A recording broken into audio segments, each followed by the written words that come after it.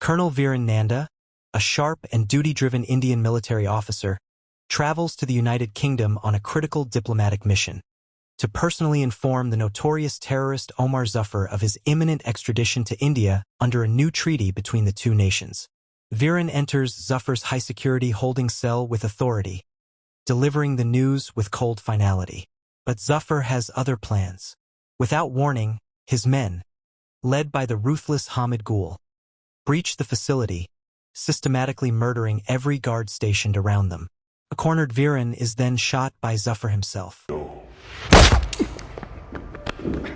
Viren tells Zafar that the countdown to his death has begun and that one day he will see his own death reflected in similar eyes. Unbothered, Zafar burns Viren alive, eliminating the only witness. Zafar escapes in a waiting helicopter from the rooftop, free and untouchable. Before disappearing, he broadcasts a deadly proposition: a $5 million reward for anyone willing to steal the famed Koh-i-Noor diamond from the Tower of London, with one bold condition: the thief must be Indian. Almost immediately after Zafar's daring escape and his shocking announcement, someone rises to the challenge. A mysterious and highly skilled Indian operative begins executing a daring plan with extraordinary precision. Moving like a ghost through layers of surveillance and elite security, he infiltrates one of the most heavily guarded institutions in the world, the Tower of London. Against all odds, the intruder succeeds, slipping past every safeguard and escaping with the legendary Koh-i-Noor diamond. The man behind the impossible heist is Rajveer.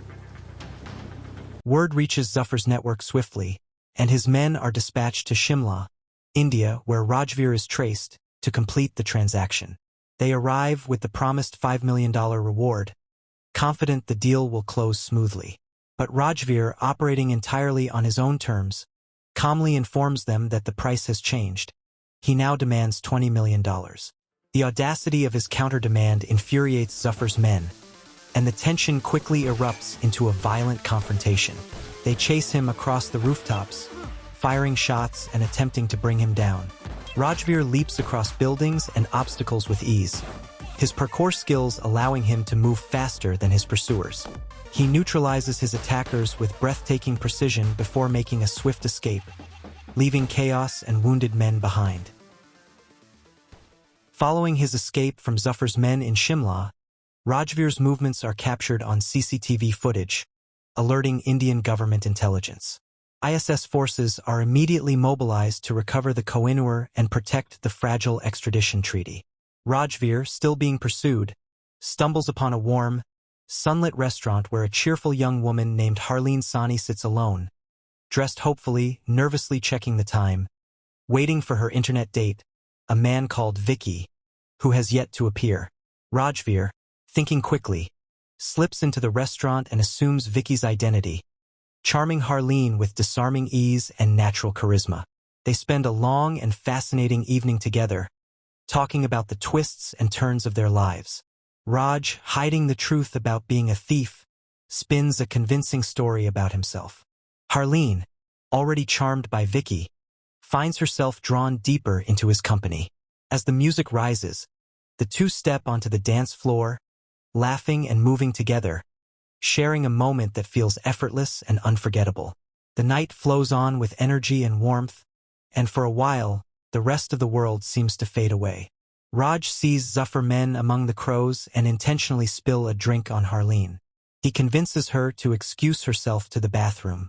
While she is gone, he engages in a swift, efficient fight against several of Zafar's men who have tracked him to the restaurant. By the time Harleen returns, Rajveer has vanished, leaving her confused, embarrassed, and utterly bewildered by the chaos he left behind. A flustered Harleen drives home from the restaurant, still processing the bizarre events of her ruined evening. Then, in one of fate's strange collisions, she accidentally runs her car directly into Rajveer, who had been fleeing through the streets. Rather than panic, Rajveer seizes the moment.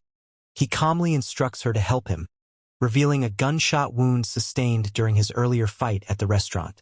In a calculated move, Rajveer gives Harleen water laced with a mild sedative drug, which loosens her resistance and makes her impressionable and compliant. Under its influence, he carefully plants instructions in her mind, telling her precisely what government officials will say, where to find hidden guns beneath car seats, and how to respond. An unknowing Harleen absorbs everything, setting the stage for Rajveer's careful manipulation of the events that are about to unfold. Their uneasy, accidental partnership has officially begun. The following morning, a shaken Harleen arrives at her bank job. ISS officer Zorawar and his team descend on the bank, confronting Harleen directly and threatening to expose everything she knows to her colleagues if she refuses to cooperate. Left with no immediate alternative, Harleen agrees to accompany them. Inside the car, Zorawar reveals their destination is not the police station but a secretive holding facility, a Maifa's place. That is when Rajveer's planted memories activate. Harleen recalls his warning about the hidden gun beneath the car seat. Engaging the other officer in casual conversation as a distraction, she locates the weapon. With newfound boldness, she levels the gun at both officers and demands they stop the car and release her. At precisely this moment, Rajveer appears on a motorbike, and a high-octane chase sequence erupts through the streets. The chase through Shimla's busy streets is relentless and explosive. Rajveer and Harleen manage to commandeer a car and break free from Zorawar's pursuing vehicles. But during a brief moment when Rajveer steps out to engage the pursuing gunman, Harleen seizes the opportunity and flees, right into her boss, Karen, who happens to be nearby. Desperately, she explains the terrifying events that have upended her life. Karen, loyal and protective, attempts to shield Harleen from the approaching Rajveer. But Rajveer, unamused by the interference, shoots Karen in the leg without hesitation to neutralize the obstacle. Harleen is horrified and furious. Yet when Rajveer calmly informs her that more dangerous people are closing in and that her life remains at risk, she chooses Rajveer and leaves with him again. They drive on in heavy silence until Rajveer, wanting to ease the mood, suggests dinner. They end up at a Pizza Hut, where an awkward moment follows. Rajveer has no money. Harleen pays, quietly amused despite herself. Over pizza, Harleen presses him about the crime he committed. Rajveer answers by producing the Koh-i-Noor, the legendary diamond glittering under the restaurant lights. Harleen stares, disbelief washing over her face. Before the moment settles, Zorawar's forces surround the restaurant. With Zorawar's men surrounding the Pizza Hut, the government officer steps forward to negotiate, urging Harleen to walk out with him peacefully. Rajveer refuses to let her go, not because he mistrusts her, but because he knows the danger that surrounds her. In a split-second decision, he shoots Harleen with a tranquilizer dart, catches her limp body, and leaps through a window with her, vanishing into the chaos before Zorawar can react. As Harleen slips in and out of drugged consciousness, Rajveer carries her to safety. She eventually wakes at a beach shack, wearing a bikini top and shorts, her clothes changed while she was unconscious. Her fury is immediate and volcanic.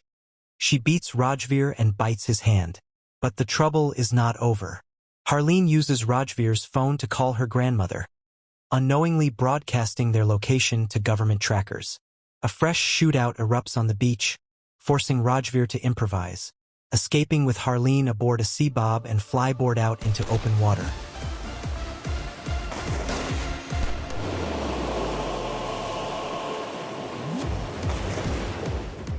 Harleen wakes the next morning to a stunning surprise. She is in Prague. Rajveer has successfully evaded all pursuit, navigating them safely across borders and into a new city. The shared ordeal, the narrow escapes, and Rajveer's relentless dedication to keeping her alive have shifted something deeply in Harleen. Her resistance dissolves into trust, and trust quietly deepens into love. As the two venture out into Prague's golden streets, they discover they are now wanted by Interpol. When police officers approach, Rajveer instinctively pulls Harleen close and kisses her, a convincing and disarming cover. Their mission in Prague, however, is not simply romantic refuge. Rajveer tracks down Hamid Gul, Zaffar's deadly enforcer and the man who led the jailbreak in the UK. Harleen insists on being included in the operation. Together, they stage an elaborate ruse at a casino, with Harleen distracting Ghoul. Rajveer confronts Ghoul on the casino rooftop, and after a fierce fight, kills him. While Rajveer deals with Hamid Ghoul on the casino rooftop, Harleen is seized by Zorawar's men and taken to the Indian embassy in Prague. There, Zorawar reveals that he knows Rajveer came specifically to find Ghoul, exposing a layer of the mission that Harleen had not fully understood. She is given a grim ultimatum: retrieve the Koh-i-Noor. That night, Harleen and Rajveer meet on a darkened Prague bridge. The romantic city glitters around them, but between them, the air is cold. Harleen tells Rajveer plainly that the trust they had built has been shattered. She feels used, deceived, caught in a mission she never asked to join. Rajveer listens silently. Then, in an act of extraordinary trust, he activates his own tracking device, willingly allowing the authorities to close in on both of them. He places the Koh-i-Noor close Harleen. And then, before she can speak, Rajveer steps off the bridge and disappears into the dark river below. They fired several shots into the water and assumed he is dead. Grieving Harleen returns home, haunted by the address she saw on Rajveer's phone. She visits it and discovers his family, his warm father and gentle mother, who quietly welcomes her inside. In the house, photographs reveal a devastating truth. Rajveer and Colonel Viren Nanda are brothers. Rajveer's real name is Jai, and he's in Indian Army. His mother tells the full story.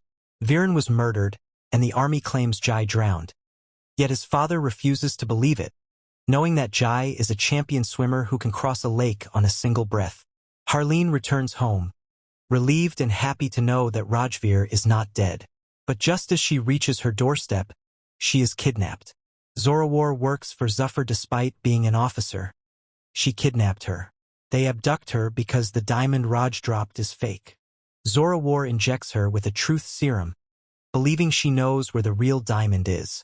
But what she reveals shocks them. She says Raj faked his death and is coming for Zafar. While she speaks, Jai returns and eliminates every guard in his path. He enters the room but surrenders after seeing Harleen held at gunpoint. Zafar points a gun at him, ready to shoot. Jai begins to recite the exact words Colonel Nanda once told Zafar in a UK prison, that Zafar will see his death in similar eyes, which is him. Jai tells him that the countdown to his death has already begun. He has planted bombs across Zafar's empire, and each countdown ends with a massive explosion. Just as the final bomb detonates, Zafar escapes with Zorawar. Jai and Harleen chase after him. Zafar's men shoot Jai's bike, forcing him to crash. Zafar captures Harleen again and tells Jai to come for her when he has the real diamond. He leaves Jai behind with his men to beat him. They are no match for him and the fight ends quickly. Jai pursues Zafar in a Formula 1 car. But before he can reach him, Zafar boards a plane with Harleen. Jai quickly fires an arrow with a rope attached into the wing of the plane and holds on as takes off. Zorawar tries to stop him, but Jai does a trick shot and kills him. Jai manages to board the plane, and in a brutal final confrontation, he axes Zafar right in the chest and hurls him into the flames, which kills him same way Colonel Nanda was killed. The explosion from the plane knocks out Jai as he falls into the sea. Gravely wounded, Jai is airlifted to hospital alongside Harleen and placed in intensive care. When he finally wakes, his senior intelligence chief sits across from him, offering congratulations on a successfully completed mission.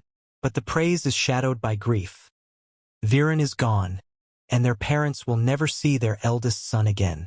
The chief delivers one final order: Harleen must be sent away. She has become both his weakness and a threat to his safety. They cannot be together. Jai accepts this and the chief departs. Then a nurse arrives with medication. As Jai swallows it, drowsiness washes over him, and when the nurse turns around and removes her mask, it is Harleen. The medicine was a sedative. She silences his attempt to speak her name and carries him out. He drifts in and out of consciousness through the night. When he wakes the next morning, Harleen tells him his ek din, his someday, has come. She has brought him home to his parents. Silently, gratefully, they both step inside. His parents hold him dearly after being apart for years. Even though his elder brother Viren isn't here anymore, seeing Jai made them happy.